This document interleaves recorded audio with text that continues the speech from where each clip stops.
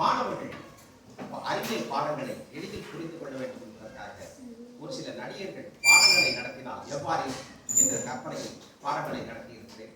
அந்த அடிப்படையில் முதலாவதாக திருமதி இளம்பரை மணிமாறன் அம்மா உணவு சங்கிலியை பற்றி ஒரு பாடங்களை நடத்துகிறார். உணவை உட்கொள்வதன் மூலம், அதாவது ஒரு உயிரினத்திலிருந்து இன்னொரு உயிரிக்கு அந்த சத்து ஆற்றல் போறதுக்கு பேர் தான் உணவு சங்கிலி. நெல்லை எலி சாப்பிடுது, எலிய பாம்பு சாப்பிடுது, பாம்பு கழுகு சாப்பிடுது.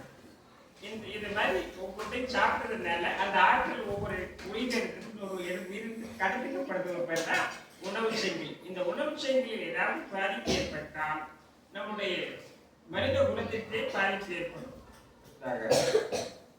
வில்ல நடிகர் எம்.என். நம்பியார் பேசுறாரு.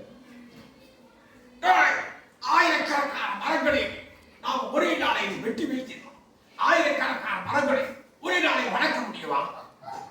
மரங்கள் நம்முடைய பூமியுடைய மரங்கள் மனிதன் இல்லைண்டாலுமே வாழும். ஆனா மரங்கள் இல்லைண்டா மனிதனால வாழ முடியாது. மரங்களை யாருமே அழிக்காது. நடிகர் எம்.ஆர். ராகவா ரத்தத்தினுடைய பணிகளை பற்றி சொல்றதுக்கு வராங்க. ரத்தத்தினுடைய பணிகளை பற்றி நான் சொல்றேன். ரத்தம் சுவாச வாய்க்கலாங்க, கார்பன் டை ஆக்சைடு, ஆக்சிஜன் போன்றவற்றெல்லாம் கடத்துது, காரணம் கடத்துது. உணவுப் பொருட்கள் எல்லாம் கடத்தக்கூடிய வேலையை செய்வது ரத்தம் தான். உடலில் நுழையக்கூடிய நோய் கிருமிகளை அழிக்கக்கூடியது ரத்தம் தான். உடலின் pH ஒரு தாங்கு ஊடகமாக செயல்படுத்தக்கூடியது ரத்தம் தான். உடலில் உள்ள நீர் சமநிலை படக்கூடியது ரத்தம் தான். இதயத்தை பற்றி பேசுவதற்காக பழம்பெரும் நடிகர் டி.எஸ். பாலையார். இதயம் என்பது ஒரு கூம்பு வடிவமான ஒரு இதயத்துல 4 அறைகள் இருக்கு. 2 ஆறுகள், 2 வெண்டைகள். இதயம் சுருங்கக்கூடிய நிலைக்கு சிஸ்டோல் என்று பெயர். இதயம் விரிவடையக்கூடிய நிலைக்கு டயஸ்டோல் என்று பெயர். ஒரு நிமிஷத்துக்கு 72 முறை இதயம் துடிக்கும். மூளையை பற்றி பேசுறதுக்கு டி. ராஜேந்திர மாதவன். இந்த பாருமா கபால போட்டுக்குள்ள இருக்கக்கூடிய முக்கியமான உறுப்பு தான் மூளை. மூளைய 3 முறைகள் பாருங்க. யூராமேட்டர், அரத்னாய்டு முறை, பஞ்சாமேட்டர் 3 முறைகள் பாதுகாக்குமா. நாம மூளைய சரியான முறையில் பாதுகாக்கணும். இந்த ஒளியுடைய பண்புகளை பற்றி அவருடைய டி. ராஜேந்திரின் மகன் சிவபிரசாத் சிந்து பேசுகிறார். அண்ணா, ஒளியும் ஒரு வகை ஆற்றல் தான். ஒளி எப்பொழுதுமே நேர்கோட்டில் மட்டும்தான் செல்லும். ஒளி பரவுவதற்கு ஊடகம் எதுவுமே தேவையில்லைன்னா காற்று அல்லது வெற்றிடத்துல ஒளியினுடைய திசை வேகம் 3×10⁸ மீட்டர் பை வினாடி எல்லாம். ஒவ்வொரு நிறத்துக்கும் ஒவ்வொரு அலைநீளம் உண்டு. சிவப்பு நிறம் அதிக அலைநீளம் உடையதுன்னா, ஊதா நிறம் குறைந்த அலைநீளம் உடையதுன்னா.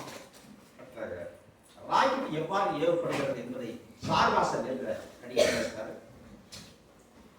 ராக்கெட்ல இந்த மாதிரி ராக்கெட் ஏவுவதில்லை. நியூட்டனுடைய 3வது இயக்க விதியும் நேர்கோட்டு உந்த அழிவின் விதியும் 2 விதிகள் பயன்படுது. முதல்ல ராக்கெட்ல எரிபொருளை கலப்புறாங்க. அந்த எரிபொருள் எரியூட்டப்படுகிறது. எரியூட்டப்பட்ட உடனே அங்க ஒரு விண்டு விசை தோன்றி அந்த ராக்கெட்டை முன்னோக்கி தருகிறது. நிறைய குறைய அதனுடைய திசை வேகம் அதிகரிக்கும். ஒரு குறிப்பிட்ட திசை வேகத்துல நம்மளுடைய புவியீர்ப்பு விசையை அந்த ராக்கெட் விடுபடுது. அந்த திசை வேகத்துக்கு பேரதான் வெளிப்படு திசை வேகம். இப்படித்தான் ராக்கெட்டை விண்ணில ஏறலாம்.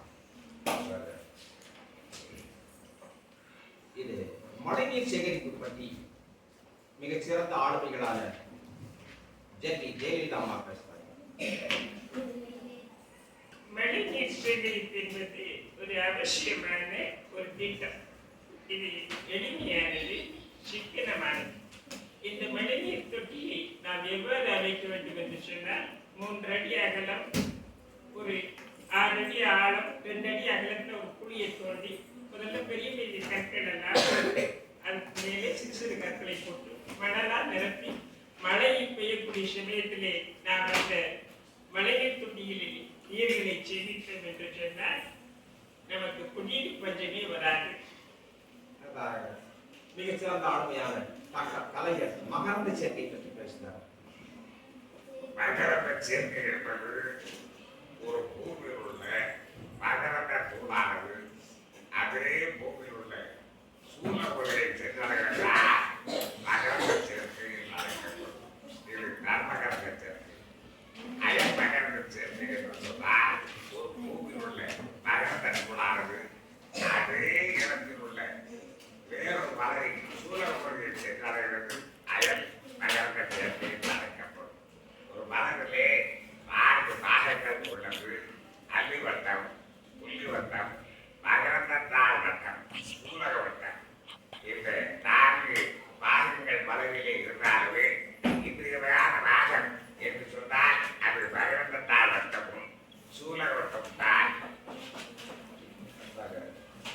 அசோகன் என்ற ஒரு நடிகர் தாவரத்துடைய வேர்களுடைய பணிகளை சொல்லுகிறார்.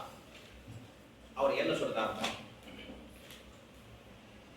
ஆலம்பன தாவரத்தினுடைய தரைக்கு ஒரு தாவரம் தரைக்கு கீழே உள்ள பகுதி வேர் பகுதி என்று அழைக்கப்படும். தரைக்கு மேலே இருக்கக்கூடிய பாகம் தண்டு பகுதி என்று அழைக்கப்படும். இந்த வேர்கள் என்ன செய்திருந்தா மண்ணில் உள்ள நீரை மற்றும் கனிம உப்புக்களை உறிஞ்சி தாவரத்தினுடைய எல்லா பாகங்களுக்கும் கடந்து சில தாவரங்கள் வேர்ல குடம் செவி. இவ்வாறு மாணவர்களுக்கு நாம் கூறும் பொழுது மாணவர்கள் அந்த பாடங்களை எளிதில் புரிந்து கொள்கிறார்கள். நன்றி, வணக்கம்.